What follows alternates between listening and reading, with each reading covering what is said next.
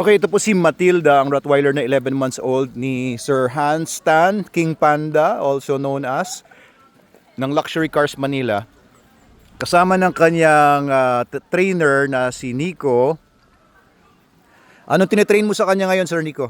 Stability ng product. Stability. Kasi may mga aso din si Ryan. Ayun, tama. Kasi ang kabilin-bilin na ni Sir Hans, King Panda, ay sasama kasi niya sa loob ng bahay ito. They have dogs there, dalawang miniature schnauzers. Dapat hindi niya babanatan yung mga mini schnauzer. Yung isang request po ko kayo na po, yung umakyat sa... Umaakyat na sasakyan, kayang-kaya na ni Matilda. So ito, Sir King Panda, andito yung ibang mga trainees namin, isang German Shepherd, isang Poodle, at stable naman itong si Matilda. So Matilda will still grow up to mga 1.5 months old. Matilda? Ayan, so kailangan makapanaog sa sasakyan na mga i-review ni King Panda. Uy! Ang tindi! Ang gaan ng katawan. Yan ang maganda sa mga working line ng mga Rottweilers kasi magaan yung katawan nila compared sa mga show type Rottweilers na mabibigat masyado. Hindi nila kakayanin yun. Ayan, oh. Yan, very good. Maganda. Magaan ang katawan, very muscular, massive siya pero hindi fats. Ayun, oh. Muscular siya pero hindi fats, and they're very quick on their feet.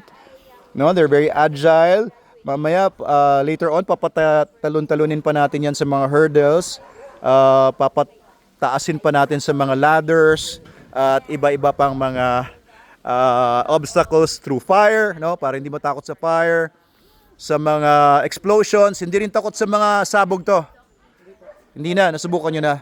Hindi siya gun shy whatsoever. Wala pa sa talagang ano, pero kalabog-kalabog. Oh, wala. Okay. Maganda ang nerves niya.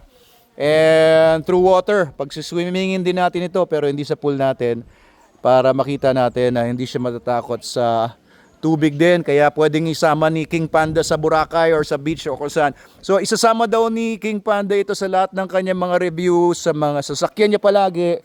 So hindi na dapat ito matakot sa pagpanikpanaog sa mga iba-ibang mga sasakyan. We'll also be training him advanced protection, kaya yung mga deployment from inside the vehicle, deployment into a vehicle ay dapat okay na okay. Ayan, kaya very well socialized din siya sa iba-ibang mga tao, kaya kasama natin ngayon Sir Dari at si Ma'am Reg. Yan, ang Meisha. Ayun, mga bisita natin dito.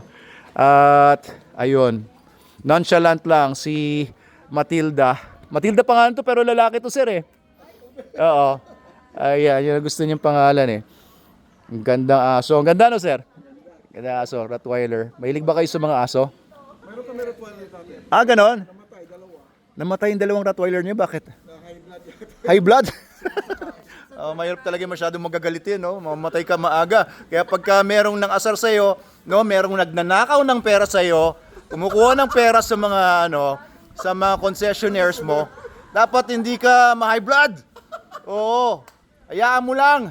Bahala na sa kanya ang batas. Darating din ang panahon na aabutan din siya ng kanyang mga iniipit. Di ba, no, Sir? Sir Dari? Oo. Yan, hindi kami na high blood dito. Kasi ayaw naming tumanda at mamatay. Oo. Hayaan na natin yung mga ganon. Sila ang mamamatay na maaga.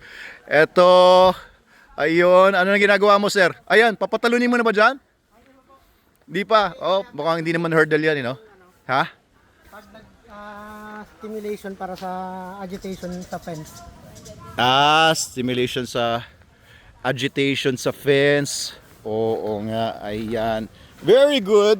Very good boy, Matilda. Oh, very good to, eh. Stable dog, yan ang kailangan natin sa mga VIP protection dogs. Stable dogs, pero kung babanat, kung kailangan. Hi, Miss Faye. Hi, live. Hi, FB. Ayan. Okay, ito naman, hawak ni Faisal, oh. Ano yan? Papapain mo? Ang cute-cute naman yan. Pomeranian. Si Yugo ba to? Ano pangalan to? Coco pala. Oh, Coco. Iyon. Mag-graduate na bukas. Ano nang alam niya? Patingin nga natin. Mamaya patingin natin. Kuha natin video. Ayan, tinetraining ni Nico. Ayan, tingnan natin. Ayan, from behind the fence. Very good.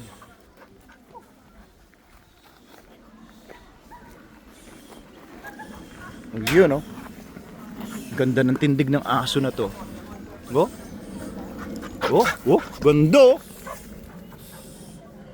Tsaka ang ganda ng katawan niya. SDN yan syempre guys, Super Dog Nutrition, SDN 42 ang pinapakain namin sa mga dogs namin dito. Kaya magaganda ang mga katawan nila. Hindi taba, muscles talaga. Kasi it has the highest animal protein amongst all the dog foods. 42% animal protein, more than 90% meat inclusion from the formula. Ayun, oh, ang ganda na rin yung kumagat. Excellent dog. Ayan, so if you have any inquiries din sa VIP Protection Dog Program namin, contact us.